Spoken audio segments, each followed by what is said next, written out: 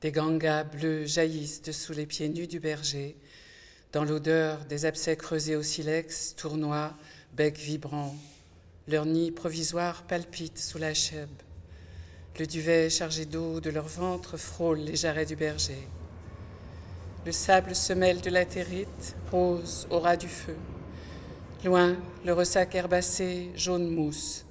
Y paissent 2 chameaux blancs, mâles, femelles aux flancs violets, tapissés de déjections humaines.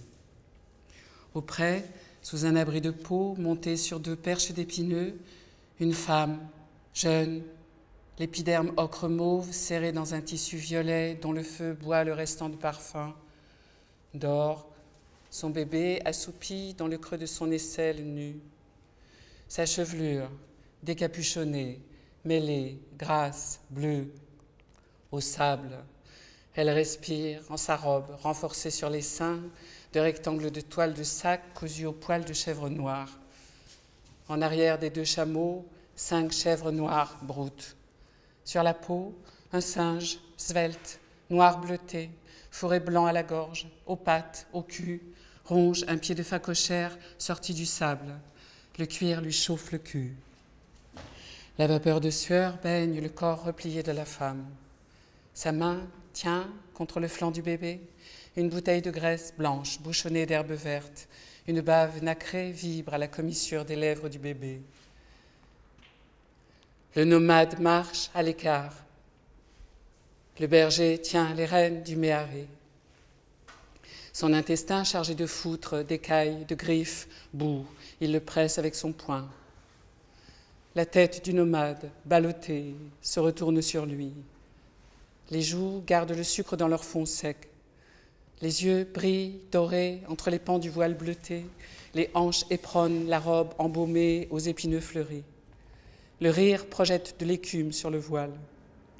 Le jeune nomade se rue sur le berger, le baise sur sa bouche gonflée par la chaleur, l'étreint suant dans ses haillons, gratte à ses dents découvertes sous la lippe une démangeaison qu'il a à sa gorge sous le haïk, lui arrache la rêne de la main, la lui noue au poignet, foule du pied le sol herbu parsemé de débris d'œufs de ganga, d'escargots, s'élance, main serrant l'étoffe sur les hanches, cependant que la clie, s'accroupissant, pose ses lèvres, poing gercé sur l'emplacement du sol foulé par le pied du maître, gobe, lappe sur le gazon salé, coquille, débris. Court vers la ligne herbacée, à hautes enjambées, les hautes touffes de sa chevelure sèche, noire, balancée hors du turban, sa robe bleue secouée sur ses jambes, s'immobilise, pieds appuyés au sable ardent, au bord de la ligne. Léger, lent, souffle, muscle, retenu, il avance vers l'abri. Le singe, lâchant le pied de phacochère, saute à bas du toit. Il tapote le bras nu de la femme.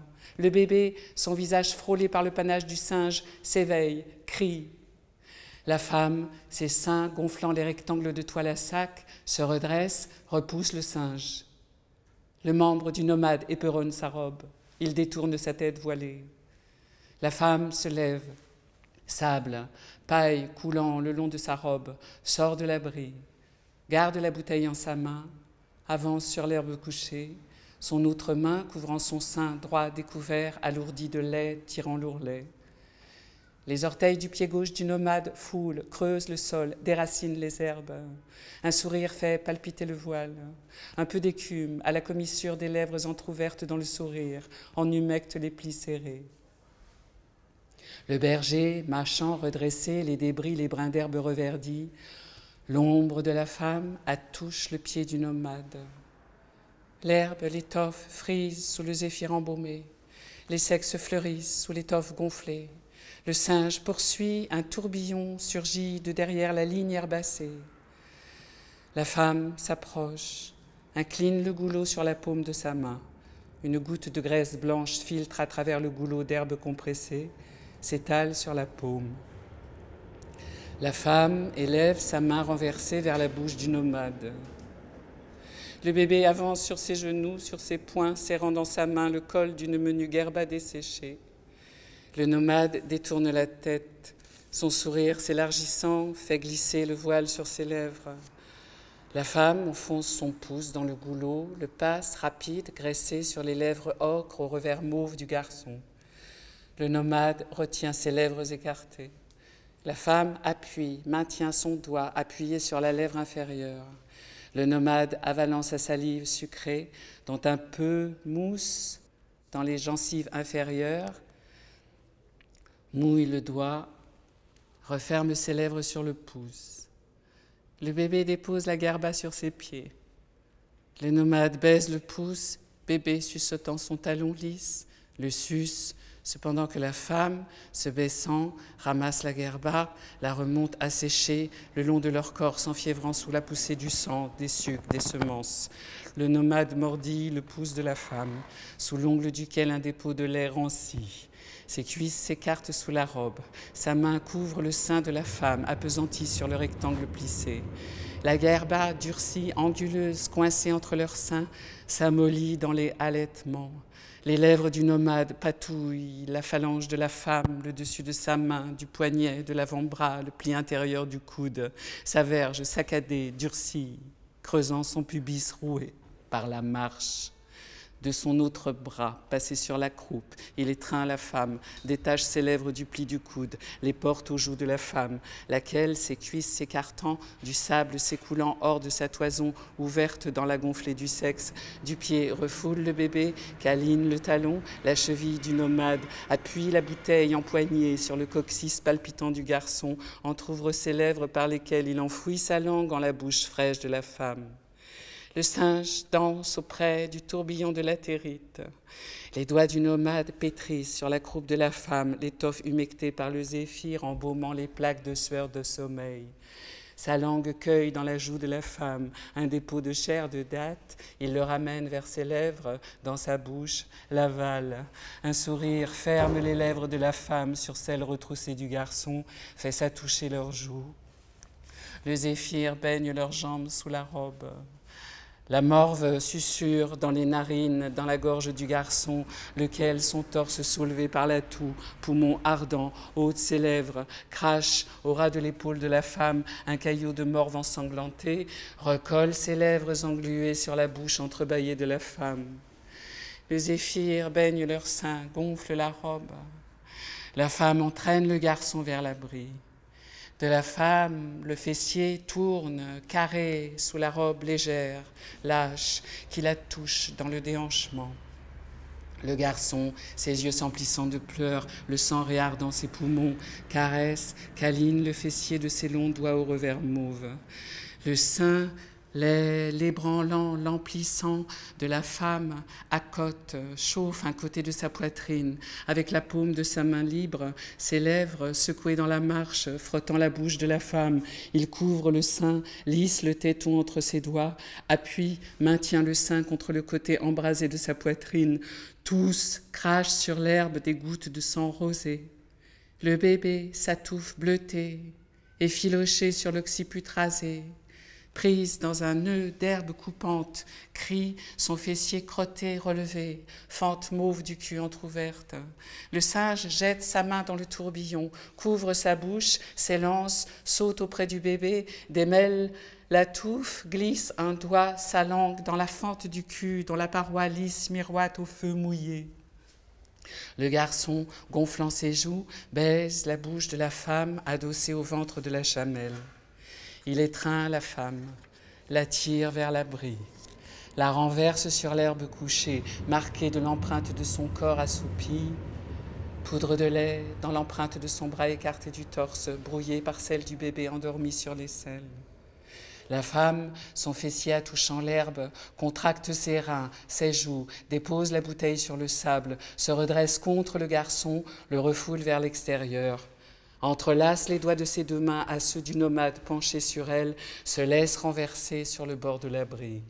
Le garçon cale leurs mains au sol, s'appesantit sur la femme, frotte sa poitrine où le feu s'éteint, au sein nu, cependant que son genou retrousse la robe sur les cuisses.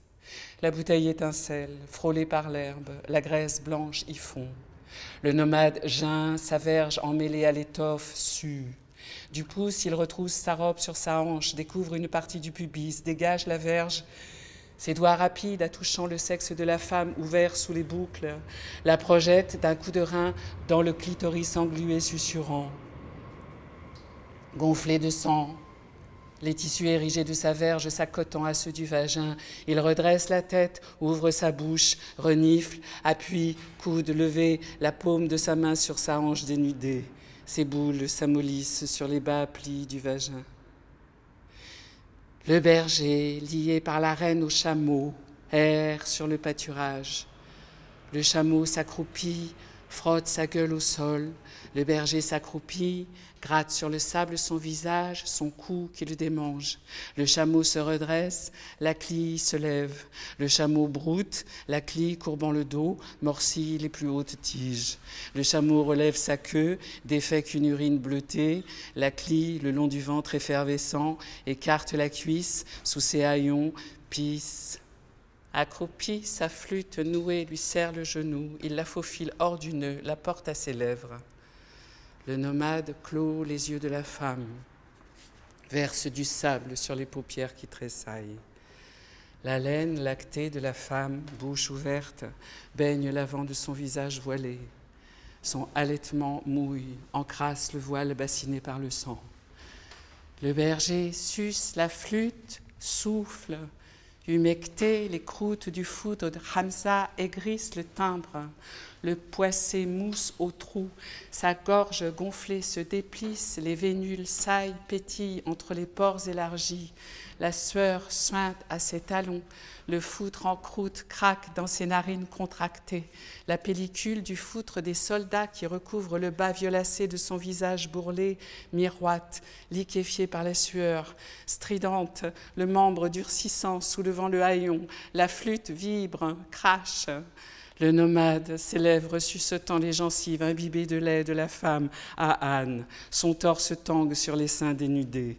Une toux rauque ébranle son pubis, enfonce, rétracté, sa verge en le vagin, brûle ses poumons, expulse hors de la gorge un caillot de morve enrobé de sang salé.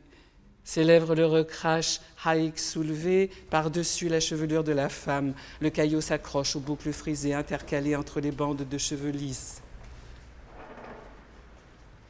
Les paupières palpitent sous le sable. Le nomade ramasse une poignée de sable, lisse les boucles souillées dans son poing fermé sur le sable. Son gland attouche le fond du vagin, la sueur colle à son dos, au coccyx, la robe retroussée sur ses jarrets radis. Le singe traîne la gerbe autour de l'abri, dénoue le col, il faufile son membre. Son pied foulant l'emplacement du sol où fument des braises violettes du foyer, piétiné tout autour par les talons, les orteils oints de henné de la femme, du bébé, il retient l'urine en sa vessie, sort le membre du col de la gerba, jette, noue sur ses épaules, se renverse sur le dos, auprès du bébé réassoupi sur l'autre bord de l'abri, son crâne pubescent, frôlé par le zéphyr. La giclée projette le nomade, poing à côté au sol sur la femme. Il geint, ses lèvres souillées, grossies, vibrent au-dessus des narines de la femme. Le sifflet décroît, saccadé. La bave du berger s'écoule hors de la flûte.